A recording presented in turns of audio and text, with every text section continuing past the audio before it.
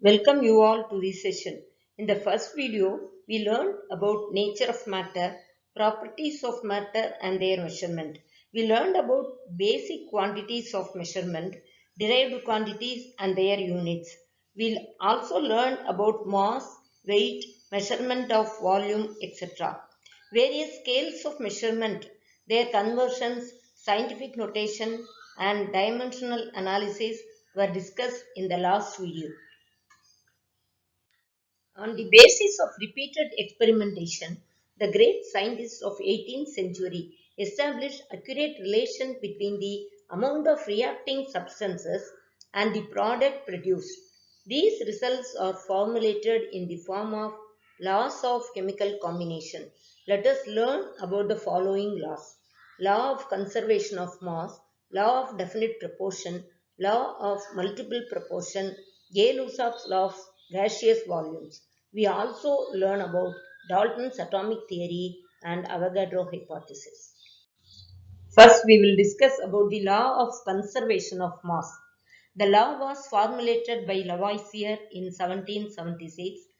The law states that in a physical or chemical change, the total mass of the reactant is equal to the total mass of the product. Once again, I will repeat the law. The law states that in a physical or chemical change, the total mass of the reactant is equal to the total mass of the product. Later, Albert Einstein pointed out mass energy are interconvertible in his celebrated mass energy equivalent relation.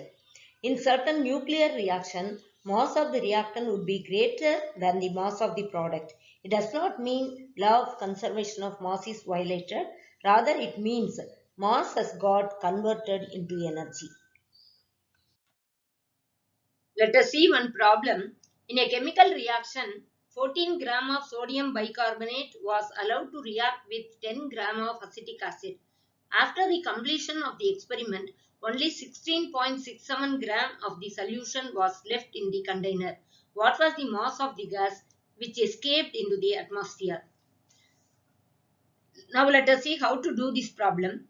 Since the equation involves the reaction between the reactant and product, it should be based on the law of conservation of mass. So let us write the equation. Sodium bicarbonate plus acetic acid gives sodium acetate plus water plus carbon dioxide. Sodium bicarbonate plus acetic acid gives sodium acetate plus water plus carbon dioxide. According to the law of conservation of mass, total mass of the reactant is equal to total mass of the product. So the reactant 14 gram and 10 gram and the product 16.67 gram plus X. We have to find out the mass of carbon dioxide, so we are keeping it as X. So X is equal to 14 plus 10 minus 16.67, which is equal to 7.32 gram. Mass of carbon dioxide which escaped into the atmosphere is 7.32 gram. Next, we will see about the law of definite proportion. The law was stated by Proust. He stated that a given compound always contains exactly the same proportion of elements by weight. A given compound always contains exactly the same proportion of elements by weight. For example, pure water obtained from whatever source, either well, river, lake or sea or any other country, will always be made up of only hydrogen and oxygen elements combined together in the same fixed ratio of 1:8 by mass. Further, a sample of carbon dioxide may be prepared in the laboratory either by heating limestone or by burning coal in air or by the action of dilute hydrochloric acid on marble by heating sodium bicarbonate. So carbon dioxide can be prepared in any of this way. But we see that in each case it is found that carbon dioxide is made up of the same element carbon and oxygen combined together in the same fixed ratio 12:32, which is equal to 3:8 by mass. To prove his experiment, he has taken two samples of cupric carbonate, one of which was natural origin and the other was synthetic one. He found that the composition of elements present in it was same for both the sample. For example, natural sample 51.35% of copper, 9.74% of oxygen and 38.91% of carbon. In the synthetic sample also 51.35% of copper, 9.74% of oxygen and 38.91% of carbon. So we observe that the percentage of copper, oxygen and carbon are same in both the sample. Let us take an example of a problem to verify this law. 2.16 gram of copper metal when heated with nitric acid followed by ignition of the nitrate gave 2.70 gram of copper oxide. In another experiment, 1.15 gram of copper oxide upon reduction with hydrogen gave 0.92 gram of copper. Show that the above data illustrate the law of definite proportion. So let us see how to do the problem.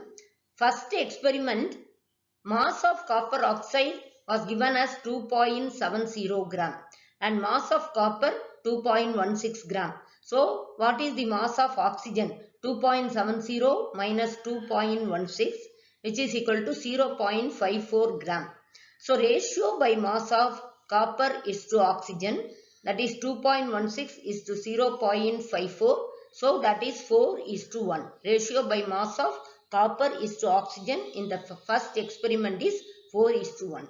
In the second experiment, mass of copper oxide 1.15 gram, mass of copper 0.92 gram. So mass of oxygen, so 1.15 minus 0.92, which is equal to 0.23. So in the second experiment also we will see the ratio by mass of copper is to oxygen. So ratio by mass of copper is to oxygen is equal to 0.92 is to 0.23, which on simplification give 4 is to 1. So in both the experiment, ratio by mass of copper is to oxygen is 4 is to 1, which verifies the law. Law of multiple proportion. When two elements combine together to form more than one compound, the different weight of one of the elements that combines with the fixed weight of the other bears a simple integral ratio. Once again, I will repeat the law. When two elements combine together to form more than one compound, the different weight of one of the elements that combines with the fixed weight of the other bears a simple integral ratio. For example, water is formed when 2 gram of hydrogen reacts with 16 gram of oxygen. In hydrogen peroxide, 2 grams of hydrogen reacts with 32 grams of oxygen. So water H2O, so 16 grams of oxygen is combining with 2 gram of hydrogen. In hydrogen peroxide, the formula is H2O2. So 2 gram of hydrogen is combining with 32 grams of oxygen. So the ratio by weight of oxygen that combines with the fixed weight of hydrogen, that is 2 gram of hydrogen, is 16 is to 32, which is simplified to be 1 is to 2. So this is a simple integral ratio which verifies the law. Let us see one more example. Let us consider the various oxides that are formed by the reaction of nitrogen with oxygen. So, the various compounds formed are nitrous oxide, nitric oxide, nitrogen trioxide, nitrogen tetroxide and nitrogen pentoxide. And in each case, we see the mass of nitrogen, nitrous oxide 28 gram and nitric oxide we will write it as 2NO because we want to make the weight of nitrogen equal. So 2NO. So again nitrogen 28 gram and nitrogen trioxide N2O3, nitrogen 28 gram, nitrogen tetroxide N2O4, nitrogen 28 gram and nitrogen pentoxide N2O5, nitrogen 28 gram. and we will see the mass of oxygen N2O 16 gram, in nitric oxide 2NO, so 32 gram, nitrogen trioxide N2O3, mass of oxygen 48 gram, and in nitrogen tetroxide mass of oxygen 64 gram, and in nitrogen pentoxide mass of oxygen is 80 gram.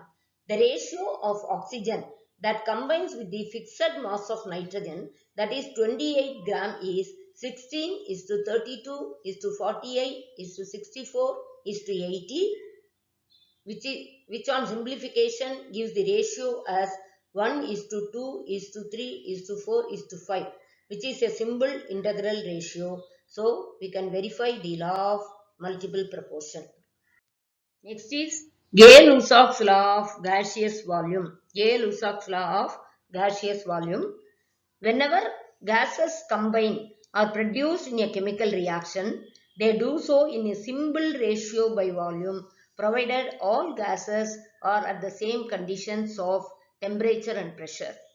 Whenever gases combine or produce in a chemical reaction, they do so in a simple ratio by volume, provided all gases are at the same conditions of temperature and pressure. Let us consider the reaction between hydrogen and chlorine to form hydrogen chloride. H2 plus Cl2 gives 2HCl. H2 plus Cl2 gives 2HCl. So, one volume of hydrogen combines with one volume of chlorine to form two volumes of hydrogen chloride. So, the ratio of the volume by which they are combining and giving the product are 1 is to 1 is to 2. This is a simple integral ratio. One more example, let us take the formation of ammonia. Ammonia is formed by the reaction between nitrogen and hydrogen according to the equation N2 plus 3H2 gives 2NH3. N2 plus 3H2 gives 2NH3. The ratio of the volume of the reactant and product are 1 is to 3 is to 2, which is a simple integral ratio. So I hope you would have understood the law. So in the formation of ammonia, the ratio of the volume of the reactant and product are 1 is to 3 is to 2, which is a simple integral ratio. To describe the structure of matter, which could explain the experimental facts known at that time about elements, compounds and mixtures, and also the law of chemical combination, John Dalton put forward a theory called Dalton's atomic theory.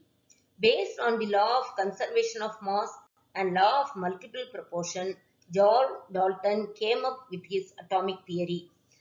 The postulates of Dalton's atomic theory will go through the postulates of his theory. The important postulates of Dalton's atomic theory are: matter is made up of extremely small indivisible particles called atoms. Atoms of the same elements are identical in all respects, size, shape and mass. Atoms of different elements have different masses, sizes and also possess different chemical properties. Atoms of the same or different element combine together to form compound atoms. Atoms of the same or different element combine together to form compound atoms. When atoms combine with one another to form compound atom, they do so in a simple whole number ratio as 1 is to 1, 2 is to 1, etc. Atoms of two elements may combine in different ratios to form more than one compound. For example, sulfur combines with oxygen to form sulfur dioxide, sulfur trioxide, etc. An atom is the smallest particle that takes part in a chemical reaction. An atom can neither be created nor be destroyed.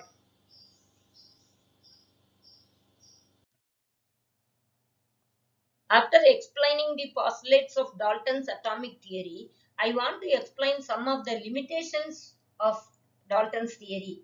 We have seen in the earlier example that oxygen combines with a fixed weight of hydrogen to form compound in simple whole number ratio, which is not only true for oxygen.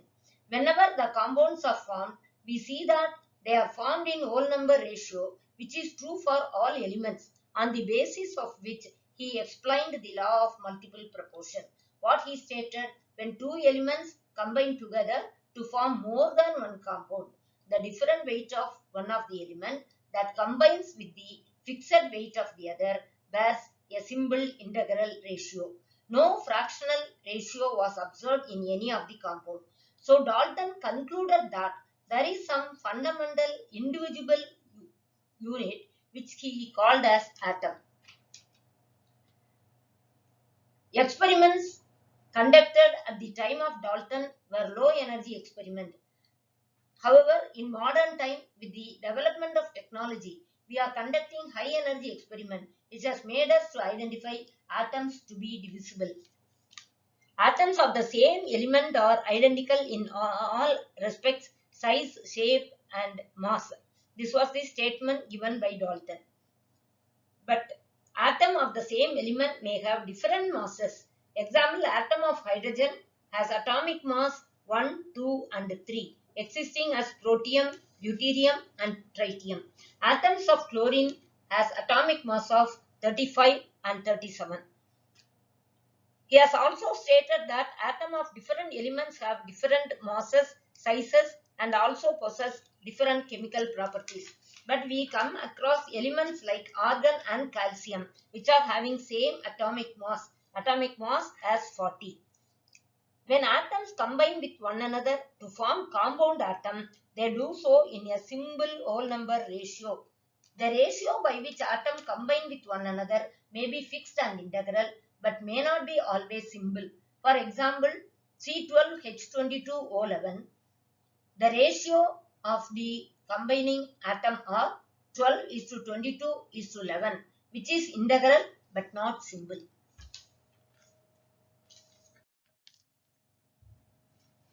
Children, we have seen so far about the various laws of chemical combination and Dalton's atomic theory. In the next session, we will be seeing about Avogadro's hypothesis, mole concept, stoichiometric equation, etc. Thank you.